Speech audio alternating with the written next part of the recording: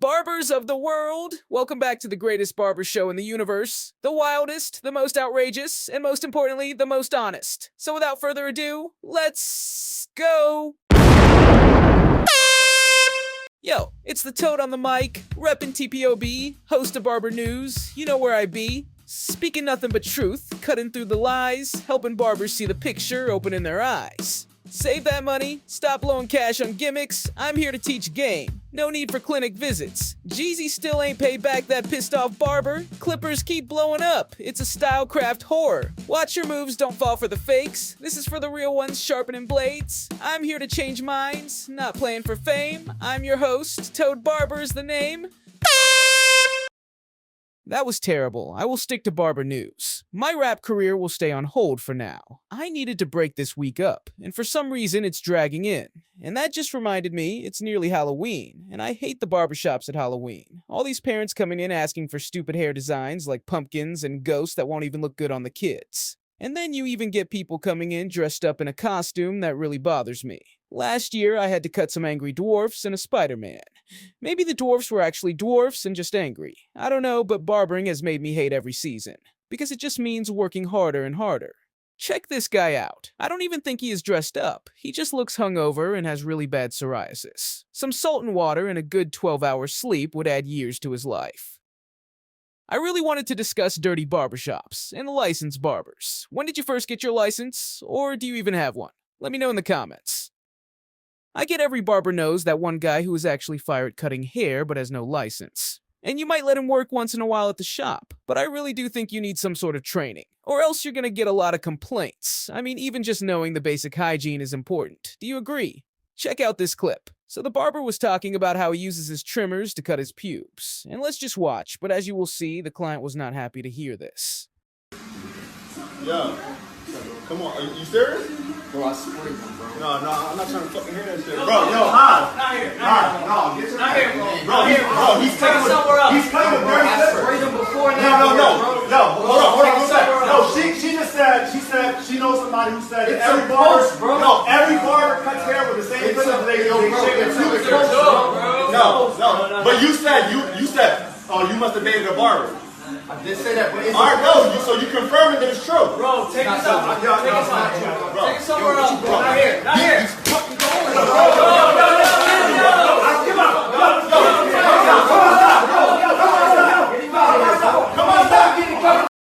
Who tells a busy barbershop that they use the same trimmer to cut their pubes with? What a freak.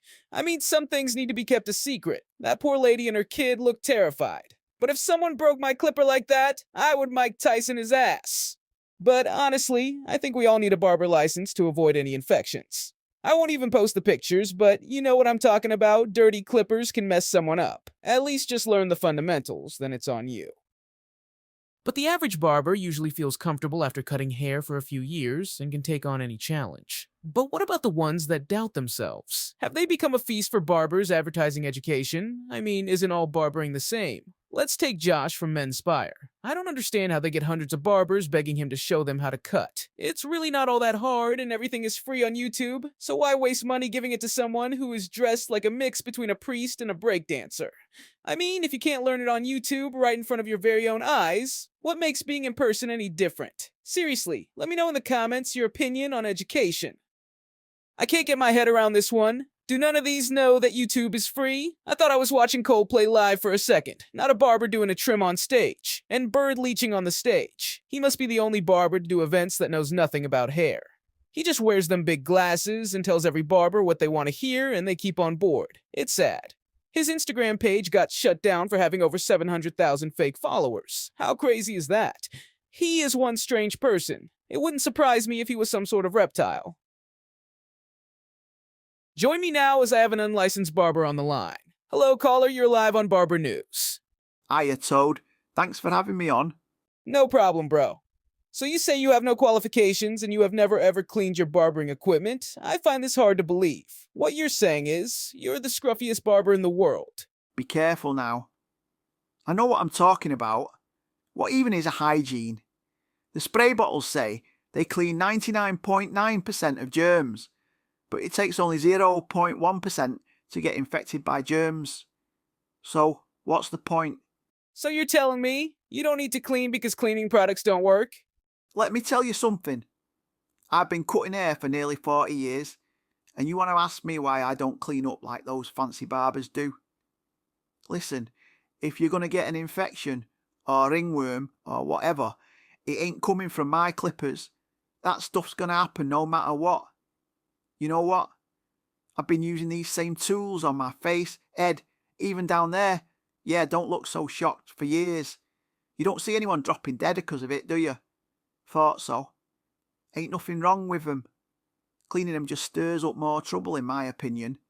Hell, I had this friend, a real smart fella. Scientist, you know. We were thick as thieves back in the day. He told me something that always stuck with me. Barbershops don't even get dirty. Not in the way people think. Said all that scrubbing and wiping down just kicks up more germs. Made sense to me. So, why mess with it? I'm a master barber. I know what I'm doing. Ain't nobody gonna tell me different. I really hope you haven't seriously injured any clients, bro. Stay on the line. I have someone who wants to speak about this. Toad, thanks so much for having me on. I watch every episode. You're great. That so-called master barber is a disgrace. He needs to be locked up immediately. Who do you think you are? Bloody bookworm. Just because you read books, you think you know more than me. I have experience, real life experience in barbershops. You don't have a clue what you're talking about. Look, Khan, she has a master's in microbiology. And as a doctor now, I think she knows what she is talking about. You need to listen before you really harm someone by just being so unhygienic. Listen to me, Toad. You're annoying me now. I'm mainly in my garden shed, which I turned into a little barber shop. Nothing fancy, just a place for a trim and a good chat. Every week I get my benefit money, and honestly, I love it. Keeps things simple. I get to talk to loads of different people while they wait, and I wouldn't trade that for anything. Now, people like to ask about my past. And yeah, I trained as a scientist once upon a time. Could have been a doctor if I wanted. Easy stuff, really. Got a high IQ, you know. But why bother? Science wasn't a challenge for me, so I figured I'd stick to barbering and the dole. Suits me just fine. Now, let me be clear. I don't wash my hands, never have. Not in this shop. And nobody's gonna change my mind on that. People should respect it.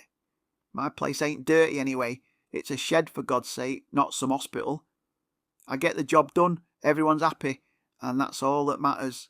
Listen, I'm going to be very clear with you. You have to start cleaning your barber tools. This isn't just about being professional, it's about protecting your clients. When you don't disinfect your clippers, trimmers, or scissors, you're putting people at serious risk for infections. And I'm not talking about minor stuff, we're talking serious diseases. First off, things like folliculitis. That's when the hair follicles get infected, are incredibly common in dirty barbershops. Then there's ringworm, which is a fungal infection that spreads easily from scalp to scalp if your tools aren't clean. Worse yet, staph infections are no joke, and those bacteria can live on unclean tools. If someone already has a cut or scratch, that's just an open door for the infection to get in. You've also got things like hepatitis, particularly types B and C, which are transmitted through blood.